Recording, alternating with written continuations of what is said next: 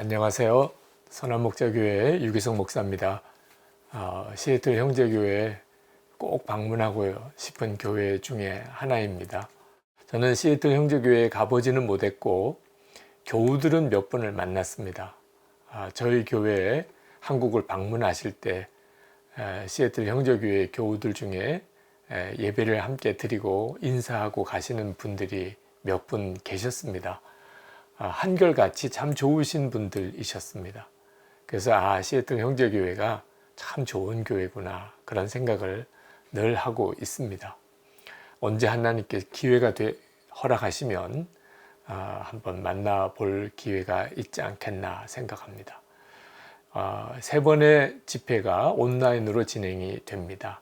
저는 지금 한국에서 이 말씀을 전하고 들으시기는 미국에서 들으시게 되겠는데, 주님 안에서 우리가 온라인이지만 영적으로는 아주 깊이 연결되는 시간이 될 거라고 생각이 듭니다. 오늘 첫째 집회 때 함께 나눌 말씀을 같이 제가 읽도록 하겠습니다. 마태복음 28장 18절에서 20절 말씀입니다. 예수께서 나와 말씀하여 이르시되 하늘과 땅의 모든 권세를 내게 주셨으니 그러므로 너희는 가서 모든 민족을 제자로 삼아 아버지와 아들과 성령의 이름으로 세례를 베풀고 내가 너희에게 분부한 모든 것을 가르쳐 지키게 하라. 볼지어다 내가 세상 끝날까지 너희와 항상 함께 있으리라 하시니라. 아멘. 우리 예수 믿는 성도들의 삶 속에 가장 놀라운 일, 영광스러운 일인 우리를 통하여 예수님이 드러나는 삶을 살 수 있을까 하는 주제로 말씀을 나누려고 합니다. 예수님께서 우리와 함께 계시고 그리고 우리를 통하여 세상에 예수님이 드러나시는데 그 일의 가장 놀라운 면이 믿음과 소망과 사랑입니다. 그러니까 믿음과 소망, 사랑은 성도에게 있어서 항상 있어야 한다고 사도 바울이 말씀하셨는데 이유는 믿음과 소망과 사랑을 통하여 예수님께서 우리와 함께 계신 것이 드러나기 때문입니다. 고린도전서 13장 13절 말씀에 믿음, 소망, 사랑 항상 있을 것인데 그렇게 말씀하셨습니다. 저는 어디든지 가면 믿음과 소망과 사랑이 있는 사람을 찾는 일이 이제는 자연스러워졌습니다. 정말 그런 사람을 만나고 싶습니다. 시애틀에 가서 우리 형제교회 성도 여러분들을 만나게 된다면 여러분 중에 믿음과 소망과 사랑이 함께 있는 사람을 꼭 만나보고 싶습니다. 여러분 우리 안에 믿음과 소망과 사랑이 함께 있는 일이 그렇게 쉬운 일은 아닙니다. 우리가 참 좋아하는 말씀이기는 합니다. 믿음, 소망, 사랑 항상 있을 것인데 그 중에 제일은 사랑이라. 아마 이 정도쯤의 말씀을 액자로나 또는 달력으로나 또는 성구가 들어있는 어떤 소품이나 아마 하나 정도는 있으시지 않겠나 생각이 듭니다. 그걸 한자어로 신망애라고 해서 여러 많은 단체와 또는 구호기관들도 있습니다. 그런데 실제로 믿음과 소망, 사랑을 가지고 있는 사람은 참 드뭅니다. 제가 어느 교회 집회에 갔을 때 한번 그런 분이 계시면 꼭 저를 만나달라고 부탁을 드렸습니다. 집회가 끝날 때 믿음, 소망, 사랑이 정말 있으신 분은 저와 꼭 만나서 악수라도 한번 할 수 있는 그런 기회를 달라고 부탁을 드렸는데 집회 마지막 날 한 분도 저에게 오셔서 악수하시는 분이 없으셨어요. 그것도 굉장히 당황스러웠습니다. 굉장히 부담스럽게 생각을 하셨던 것 같습니다.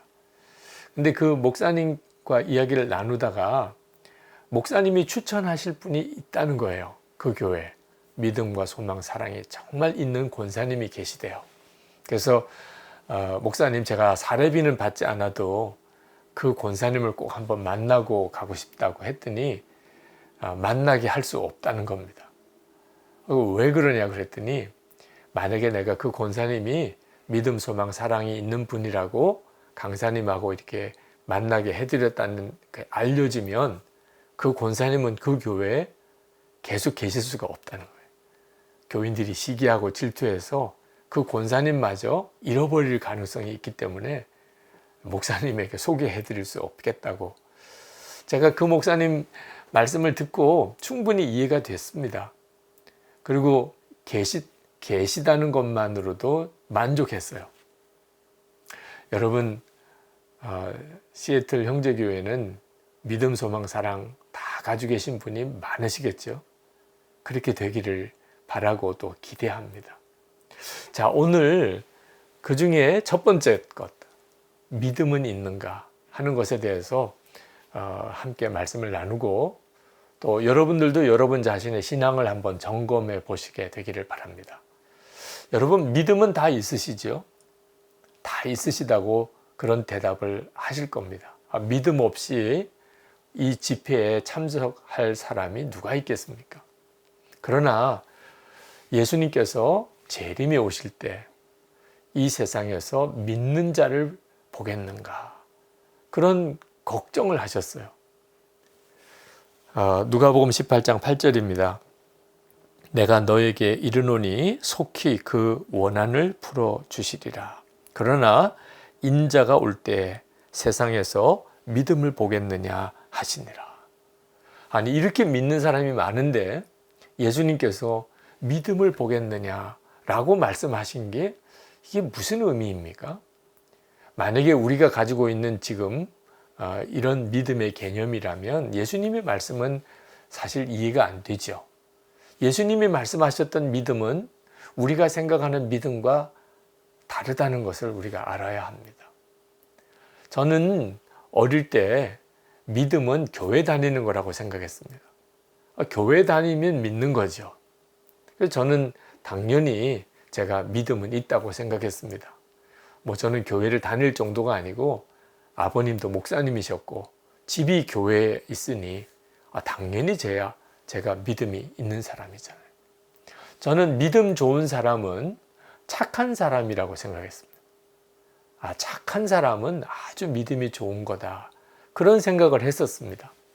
실제로 교회 안에 보면 착한 사람이 참 많습니다. 그런데 믿음 좋은 사람 찾아보기가 의외로 어렵습니다. 여러분, 성경이 말하는 믿음은 착한 개념이라기보다는 강한 용사와 같은 이미지입니다.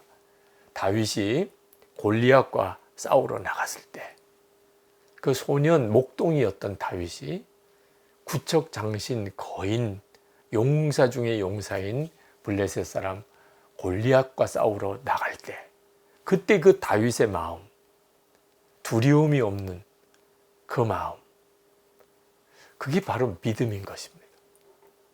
그런 의미에서 내게 믿음이 있는가? 세상에 어떤 것도 두렵지가 않은 그런 담대함이 있는가? 또 하나, 염려가 없는 겁니다.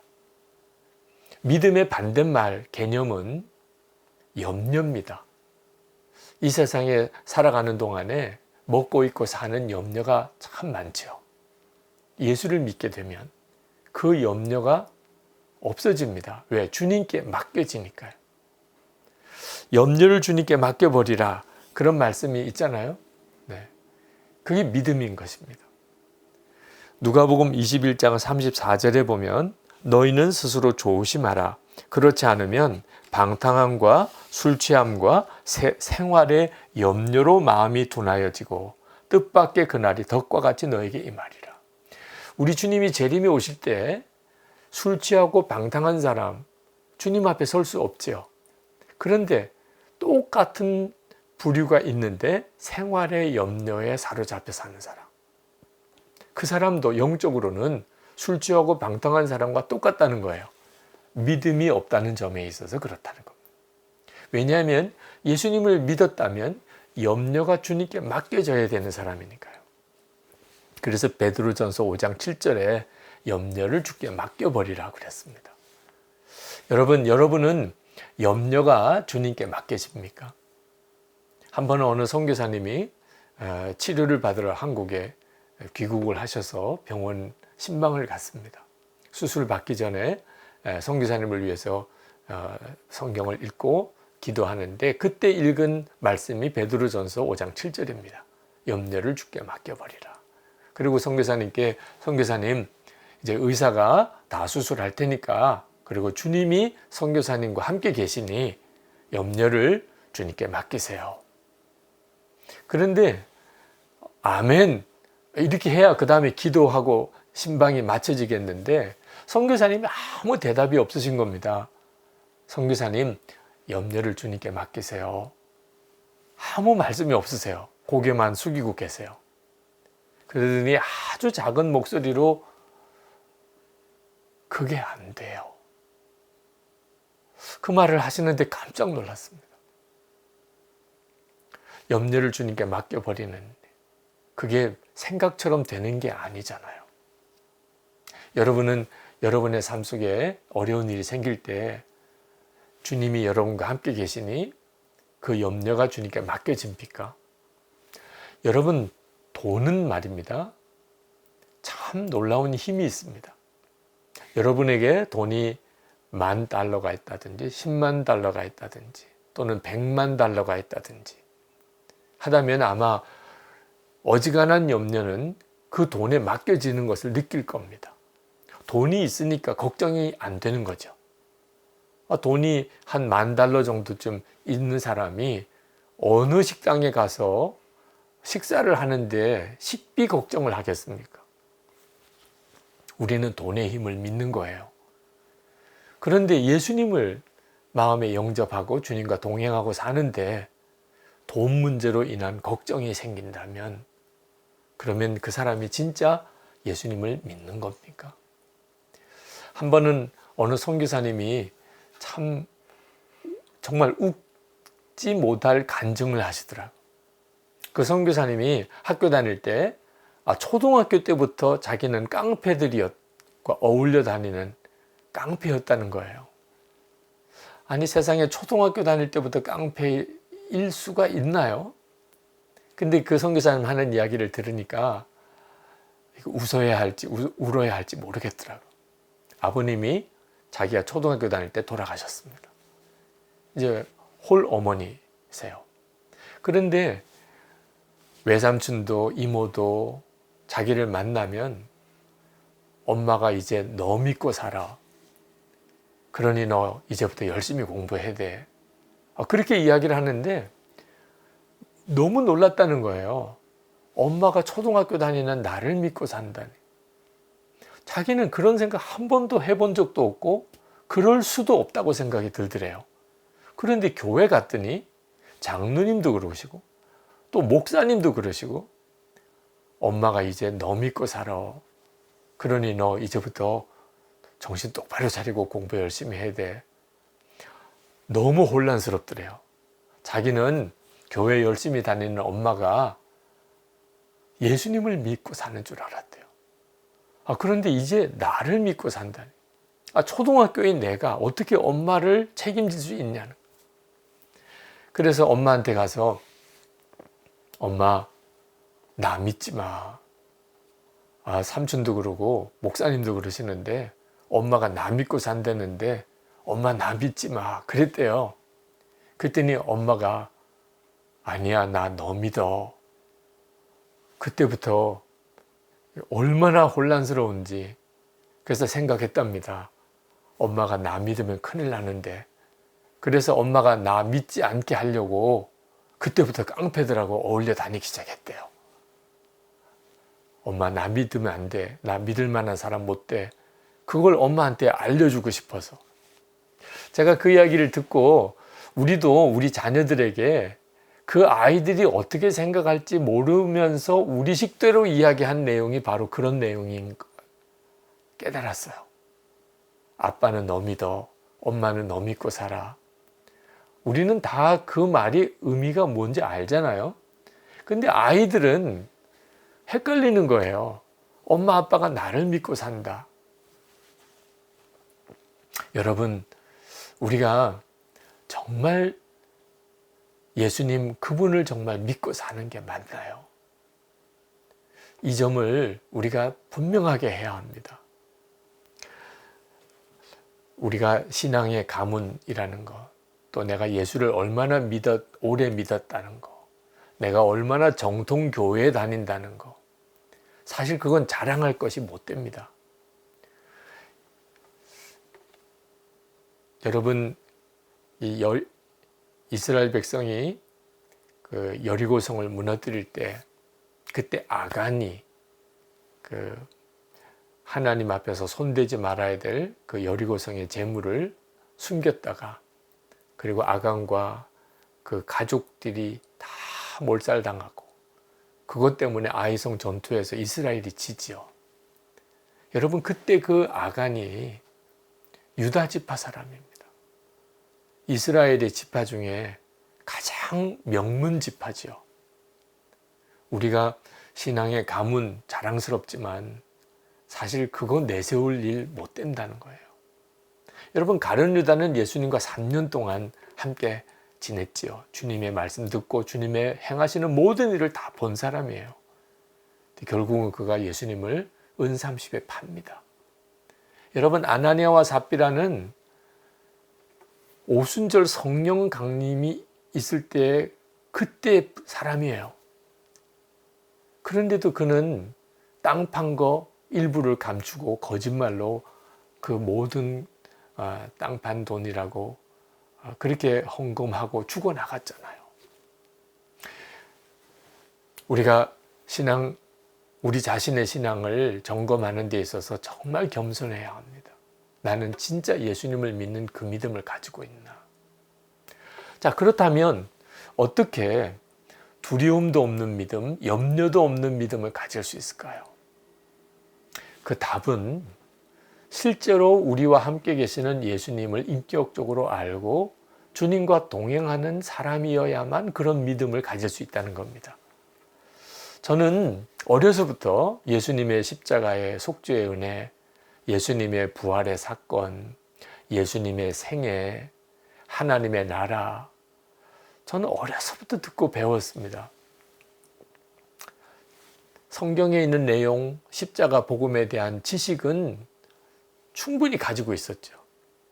그런데 그것이 저에게 두려움도 염려도 이기는 믿음을 주지는 못하더라고요. 예수님, 정말 살아계신 주님으로 인격적으로 만나는 눈이 뜨이기 전까지는 저에게 있어서 진짜 놀라운 믿음, 세상을 이기는 믿음, 그 믿음이 무엇인지 저는 정말 몰랐었어요. 저는 어려서부터 저 자신의 신앙에 대한 순간순간 회의를 경험했었습니다. 내가 하나님을 진짜 믿는 거 맞나? 아니라고 할 수도 없고 그렇다고 할 수도 없는 참 묘한 상태에 제가 있었습니다. 이유는 예수님을 전에만 들었지 실제로 만나지 못했기 때문에 그랬습니다. 예수님께서 제자들에게 세상 모든 민족에게 가서 복음을 전하고 제자 삼고 세례를 주고 주님이 가르치신 것을 가르쳐 지키게 하라. 대위임 명령, 선교의 명령을 주시죠. 그리고 제자들은 정말 그 말씀대로 전 세계에 흩어져서 복음을 전하고 그 복음이 지금 우리에게까지 온 거죠. 그런데 이 선교 대위임 명령은 그 뒤에 하셨던 약속 때문에 그게 가능해진 겁니다. 예수님께서 마태복음 28장 20절에 말씀하시기를 내가 세상 끝날까지 너희와 항상 함께 있으리라. 그 말씀, 그 약속 때문에 제자들은 세계 땅끝까지 가서 복음을 전할 수 있었던 거예요. 그리고 2000년 기독교 역사가 가능했던 겁니다. 그런데 우리는 땅끝까지 복음을 전해야 된다는 말씀을 어떻든지 순종하고 사명을 감당하는 일에는 대단한 열정이 있습니다. 한국교회는 한국에 있든지 미국에 있든지 선교에 대한 열정이 대단해요. 참 귀한 일입니다. 그런데 세상 끝날까지 항상 함께 있으리라고 하시는 주님의 약속이 내게 그대로 이루어지고 있는지에 대해서는 이상하게 소홀히 생각합니다. 그래서 우리가 예수를 믿고 사는 삶에 계속 혼란이 오는 거예요. 여러분에게 한번 묻고 싶습니다. 여러분, 예수님을 믿은 지는 얼마나 되십니까? 막 금방 대답하실 수 있으실 겁니다. 모태신앙이라고 하든지 10년이 되었든지 5년이 되었든지 1년이 되었든지 예수 믿은 지 나는 얼마나 되었나 아마 금방 계산이 나오실 거예요. 그런데 또 하나 물어보고 싶은 것이 예수님과 친밀히 동행하신 지는 얼마나 되셨습니까? 그 질문에 대해서는 금방 대답이 안 되는 분들이 있으실 겁니다. 예수님과 친밀히 동행한 건 언제부터였지? 별로 진지하게 생각을 안 하고 살았던 겁니다. 그저 교회 다니는 게 예수 믿는 건 줄로만 생각하고. 여러분, 이건 대단히 중요해요. 우리에게 있어서 가장 중요한 문제는 우리가 이제 죽고 주님을 만나 뵈었을 때 그때 주님이 친숙한 분으로 만날지 낯선 분으로 만날지 하는 문제예요. 예수님을 만났는데 예수님이 낯선 분으로 만나진다. 이건 정말 끔찍한 일입니다. 우리가 이 세상 사는 동안에 주님과 동행하는 사람이 되어야 될 이유예요. 어느 목사님이 설교 중에 그런 말씀 하시더라고요. 우리가 죽어서 천국에 가서 예수님을 만나 뵐 때 뭐라고 인사를 하겠습니까? 그러면서 그 목사님이 하시는 이야기가 대부분의 그리스도인들이 말씀 많이 들었습니다. 이렇게 인사를 하실 거라고 이야기를 하시더라고요. 다들 웃었죠. 실제로 우리가 세상에 사는 동안에 누구에 대해서 말은 많이 들었는데 만나보지는 못했고 그러다가 그 사람을 만나면 그냥 저절로 나오는 말이 말씀 많이 들었습니다. 하지 않겠습니까? 근데 여러분, 우리가 예수님을 만났을 때 말씀 많이 들었습니다. 그렇게 할 수 있을까요? 그런 사람이 있을까요? 예수님은 우리 안에 계신데 우리 안에 계신 예수님과 평생을 살았는데 무슨 말씀을 많이 들었습니까? 라고 인사를 하겠는가 말입니다. 그래서 저에게 있어서 가장 중요한 문제가 예수님과 동행하는 삶, 친밀히 주님과 동행하는 삶을 성도들에게 가르치고 훈련하는 일이에요. 이번에 시애틀에 있는 목회자들과 함께 예수 동행 세미나를 하게 된 것도 바로 그 까닭입니다. 히브리서 12장 2절에 보면 믿음의 주요 또 온전하게 하시는 이인 예수를 바라보자 라고 말씀하셨어요. 믿음은 어디서 나오는 건가? 믿음의 주요 또 온전하게 하시는 이인 예수를 바라보자는 것. 그러니까 예수님을 실제로 바라보는 눈이 뜨인 사람이 믿음을 갖게 되는 거예요. 믿어지는 거죠. 예수님을 바라보는 눈이 뜨이고 나니까 두려움도 없고 염려도 없는 믿음을 갖게 되는 겁니다. 영어로 이 히브리서 12장 2절 말씀이 예수님에게 우리의 눈을 고정시키라. 그런 의미예요. 그냥 그저 단순히 예수님을 바라보자고 하기에는 너무 그 말씀이 주는 강조점이 분명해요. 그래서 24시간 예수님을 바라보자. 그래서 예수 동행 일기를 쓰자. 그렇게 성도들에게 가르친 거예요. 실제로 우리는 예수님을 급한 일이 생기거나 어려운 일이 생기면 주님을 바라봅니다. 주여 우리를 도와주세요. 주여 살려주세요. 그렇게 하죠. 근데 그런 어려운 일이 없는 상황에서는 금방 잊어버립니다. 주님을 바라보는 생활을 지속적으로 하지 못해요. 그래서 우리의 믿음에 문제가 생기는 겁니다. 두려움도 염려도 이길 수 있는 믿음이 우리 안에 항상 있지 못하게 되는 거예요. 많은 분들이 예수님을 믿어도 삶이 변화되지 않는 것 때문에 고민을 합니다. 실제로 이 문제는 아주 심각한 문제입니다. 한국에 있는 한국 교회가 지금 겪는 위기가 바로 예수를 믿지만 삶이 변화되지 않는 것으로 인해서 오는 그런 사회적인 질타예요. 근데 여러분, 예수님을 믿는데 왜 삶이 변화되지 않나요? 이유는 하나입니다. 예수님을 바라보는 눈이 분명하지 않기 때문에 그렇습니다. 여러분, 권준 목사님, 담임 목사님이 여러분의 집에 신방 오시면 얼마나 좋습니까? 그렇죠? 축복해 주시고 예배 드려 주시고 그리고 함께 목사님과 교제하는 일은 얼마나 기쁘고 그리고 복된 일입니까? 그런데 목사님이 신방을 오시는 게 아니고 목사님이 우리 집에 와서 함께 사신다면 어떨까요? 아마 그러면 권준 목사님을 여러분이 다 좋아하시지만 솔직히 굉장히 부담스러우실 겁니다. 목사님이 우리 집에 와서 내내 우리와 같이 산다. 그러면 한 가지 분명한 것은 여러분의 생활 패턴이 달라지게 될 거라는 거예요. 목사님이 집에 와서 사는 것만 가지고도. 자, 교회 담임 목사님이 집에 와서 사는 것만 가지고도 우리 삶이 달라진다면 예수님이 진짜 우리 마음에 거하시는 것이 믿어졌을 때 어떻게 삶이 안 바뀔 수가 있겠어요? 우리의 마음과 생각까지 달라질 수밖에 없겠죠. 우리가 예수를 믿어도 삶이 변하지 않는다는 말은 실제로 내가 예수님을 정말 마음에 영접했고 예수님과 함께 동행한다는 것을 믿지 않는 겁니다. 그러니까 주님을 계속 잊어버리고 사는 거예요. 그래서 주님을 항상 기억하고 살자고 매일 일기를 쓰게 된 겁니다. 성도들과 함께 한 10여 년 그렇게 주님을 바라보는 삶을 계속 살아가면서 주님이 항상 의식이 되기 시작하고 그건 우리의 삶에 엄청난 변화를 가져오는 것을 보았습니다. 그래서 이번에 그 세미나를 하게 된 거예요.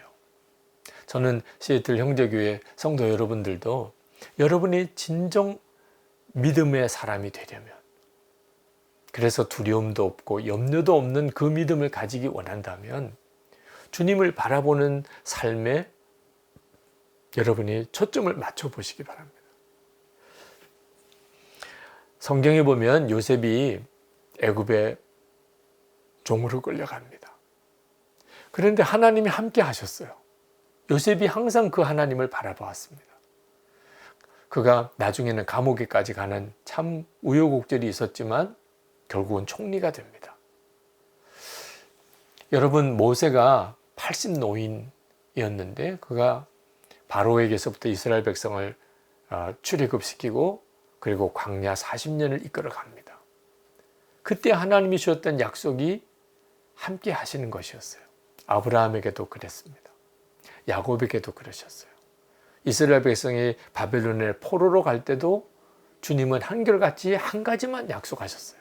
함께 하시겠다. 우리에게도 동일한 약속을 주셨어요.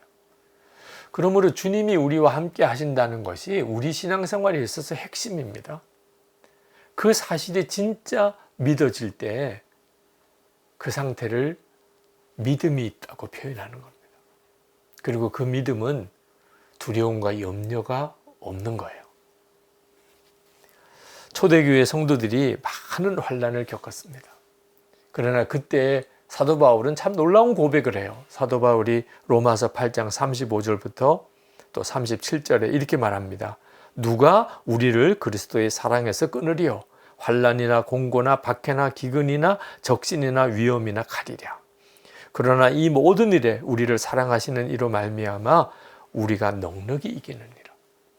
그 초대교회의 그 환난의 시대 때 넉넉히 이기는 힘이 어디서 왔을까요? 주님이 함께 계시는 것을 알았기 때문입니다. 예수님이 십자가에 달려서 죽으시고 사흘 만에 부활하시고 그리고 승천하셨다는 것을 아는 것만으로는 당장 눈앞에 오는 환난을 이길 수 있는 힘을 갖기 어렵습니다. 그런데 그 주님이 지금 나와 함께 계시는 것을 알게 되면 그러면 환난보다 더 크신 분이 주님이시죠. 그래서 환난을 넉넉히 이기는 거예요. 저는 저 자신이 실제로 그런 믿음이 없는 자인 것을 한동안 몰랐습니다. 제가 목사가 되고 난 다음까지도 제가 목사가 되고 군목 훈련을 받다가 부상을 당하고 장애인이 될 처지에 빠졌습니다. 저는 그때 가장 먼저 생각난 분이 아버지였어요. 수원에서 목회하시던 아버지에게 연락을 드려서 제가 빨리 좋은 병원에 가서 수술 받으면 장애인은 되지 않지 않겠나 그런 생각을 했었습니다. 그런데 아버지에게 연락이 안 되는 거예요.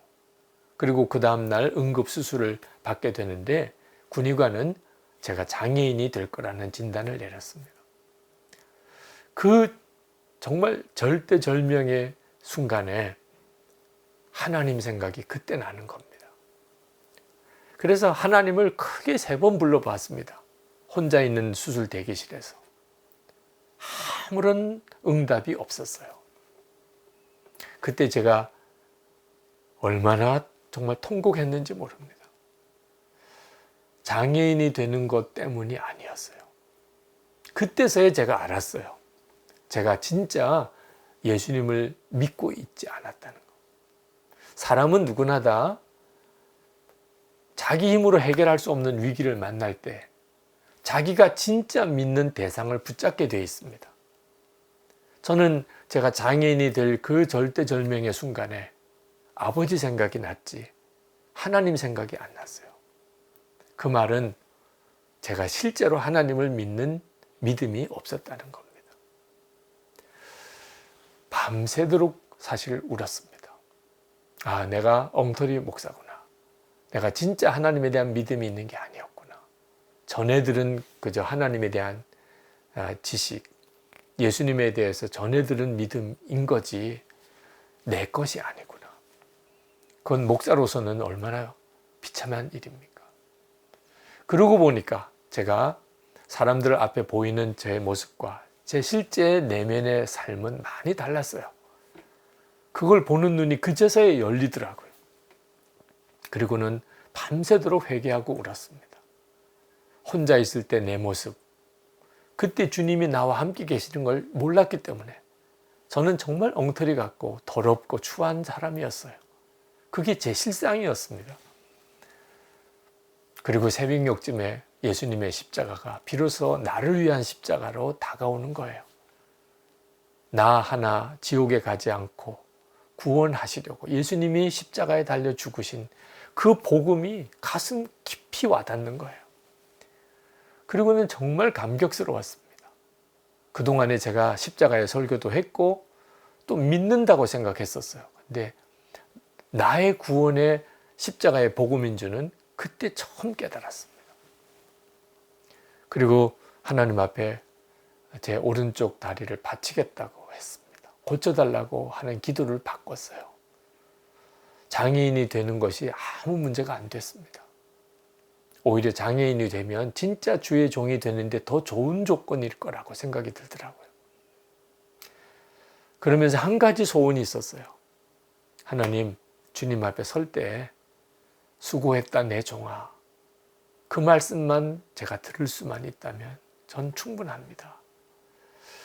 엄청난 사실 눈물이 쏟아졌는데 슬퍼서 그런 게 아니고 아버지가 시켜서 목사가 된 게 아니고 이제는 내가 하나님 앞에 나를 드리는구나. 그게 감격스러웠어요.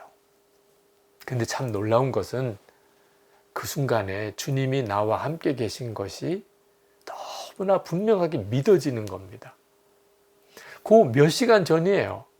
그 전날 밤 11시가 넘었을 때 수술 대기실에서 하나님을 크게 3번 불러도 아무런 응답을 못 받았는데 그 다음날 새벽에 주님은 나와 함께 계신 게 너무 분명하게 믿어지는 거예요. 이게 참 놀랍죠.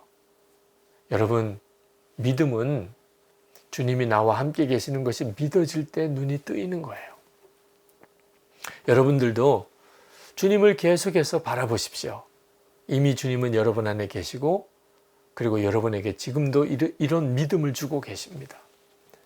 주님을 주목하세요. 주님은 여러분을 떠나지 않으시고 계시니까 여러분도 항상 주님을 바라보세요. 그리고 그런 삶을 살기 위하여 매일 일기를 써보세요. 그렇게 한 주일, 한 달 그렇게 살아보세요. 여러분 안에 믿음이 변한다는 것에 대한 믿어진다는 놀라운 체험들이 여러분에게 일어나게 될 겁니다. 저희 교회 어느 집사님이 예수동행 일기를 처음 쓰신 날, 그날 일기예요. 이렇게 쓰셨어요. 12월 28일자부터 썼습니다. 오늘 이 일기에 대해 큰 아들에게 이야기해 주었다. 오늘은 두 아들이 방학하는 날이다. 아이들은 너무 기뻐했지만 엄마인 나는 말할 수 없는 비통함이 몰려왔다. 이제 이 아들들과 44일간의 험난한 대장정을 어찌 헤쳐나가리요. 게다가 바로 이 순간에 주님과 24시간 동행하는 일기를 써야 되다니. 일기를 쓴 첫날 정말 기적적으로 아이들의 전쟁터 같은 상황에도 고성과 잔소리는 사라지고 작은 목소리로 타이르거나 야단칠 마음을 참고 지나갔다. 내가 계속해서 주님만 생각해 버리고 집중하다 보니 아이들이 호사를 누린 날이 되었다. 큰아들이 다른 때와 다른 엄마를 보고 물었다. 엄마, 그 일기 언제까지 쓸 거예요? 나는 진심으로 대답했다. 주님 오시는 그날까지. 정말 나의 바람이자 우리 아이들의 이 간절한 바람이 이루어지길 남편은 더 사모함으로 기도할 것이다. 그 집사님의 일기를 인용할 때마다 웃음이 납니다. 주님을 바라보려고 생각하고 그걸 일기로 쓰려고 하는 그날 그 집사님의 가정생활에 변화가 일어났다는 거예요. 여러분, 예수님께서 그 집사님과 그날 같이 계셨겠어요? 그 이전부터 늘 같이 계셨죠. 그런데 왜 그날 그 가정에 변화가 일어난 거예요? 주님을 바라보려고 생각하니까. 그러니까 가정 안에 모든 생각과 반응이 달라지기 시작한 거예요. 우리에게 필요한 것이 바로 그것입니다. 주님은 우리와 어제도 오늘도 내일도 같이 계세요. 문제는 우리가 그 주님을 계속 주목하느냐 하는 데 달려 있는 거예요. 여러분, 한번 눈을 감고 주님 사랑합니다. 저는 정말 주님을 믿습니다. 그렇게 조용히 한번 고백해 보세요. 여러분의 마음의 심령이 틀림없이 놀라운 감동을 느끼게 돼요. 주님이 여러분 안에 계시다는 증거예요. 여러분, 눈을 감고 예수 우리 왕이여 그 찬양을 조용히 한번 불러보세요. 틀림없이 여러분은 여러분의 심령 안에 불신자는 도무지 경험할 수 없는 감동을 느끼게 돼 있어요. 주님이 여러분 안에 계신 거죠. 우리는 예수님을 눈으로 보지 못하지만 사랑한다는 거예요. 베드로전서 1장 8절에 예수를 너희가 보지 못하였으나 사랑하는도다. 이제도 보지 못하나 믿고 말할 수 없는 영광스러운 즐거움으로 기뻐하니. 지금 이것이 우리의 영적인 실체예요. 이게 바로 믿음인 거예요. 저는 교회 목회를 하면서 우리 장로님들과 교회 일들을 의논하는 시간을 늘 가지는데 장로님들과 회의할 때마다 우리 주님을 바라보자고 계속 부탁을 드립니다. 그런데 이따금 회의에 집중하다 보면 오히려 주님을 잊어버릴 때가 많아요. 그래서 회의가 늘 은혜롭게 끝나지 못할 때가 있었습니다. 그래서 제가 장로님들께 부탁을 드렸어요. 우리 회의할 때 조그만 나무 십자가를 가지고 우리 돌아가면서 붙들고 기도합시다. 그래서 회의를 시작할 때 옆에 있는 장로님에게 십자가를 드리면 그 장로님은 십자가를 쥐고 주님, 지금 이 회의에 우리와 함께 계신 것을 우리가 바라보게 해주세요. 그렇게 마음으로 기도하시고 그리고 또 옆에 있는 장로님께 십자가 드립니다. 그럼 그 장로님은 또 십자가를 쥐고 기도하시고 회의하면서 내내 그 십자가가 돌게 했습니다. 교회가 놀랍게 바뀌어지는 열매가 생겼어요. 주님을 계속 바라보면서 그렇게 회의를 해보니까 교회가 달라지는 거예요. 그런데 십자가를 쥐고 있을 때와 놓고 있을 때 또 마음이 달라져요. 그래서 책상 위에는 조그만 종을 두었습니다. 회의 분위기가 주님과 함께하는 분위기가 아니라고 느끼면 누구든지 종을 칠 수 있게 했습니다. 누가 종을 치면 발언 다 중단하고 다 1분 기도하기로 했어요. 그렇게 교회를 같이 섬겨 왔습니다. 교회 변해요. 예수님을 바라보면 우리의 삶과 믿음이 달라지고, 교회인들이 예수님을 바라보면 교회가 달라집니다. 이것이 바로 하나님께서 우리에게 주신 믿음의 역사입니다. 시애틀 형제교회 모든 성도 여러분, 주 예수님이 여러분과 함께 계신 것을 항상 주목하고 사시기 바랍니다.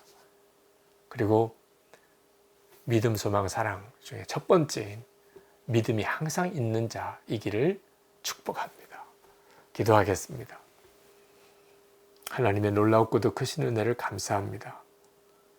시애틀 형제교회 성도들과 함께 말씀을 같이 나누었습니다. 주 예수님께서 저희와 함께 계신 것을 항상 잊지 않고 주님을 주목하는 삶을 살게 하시고, 우리와 세상 끝날까지 항상 함께 하시겠다고 하신 약속이 시애틀 형제교회 모든 성도들의 삶과 교회 위에 늘 충만하시기를 원합니다.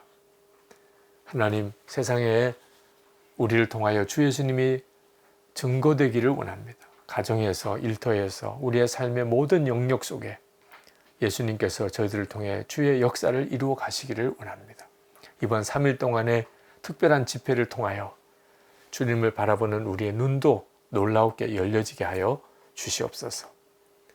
주 예수 그리스도의 이름으로 축복하며 기도합나이다. 아멘.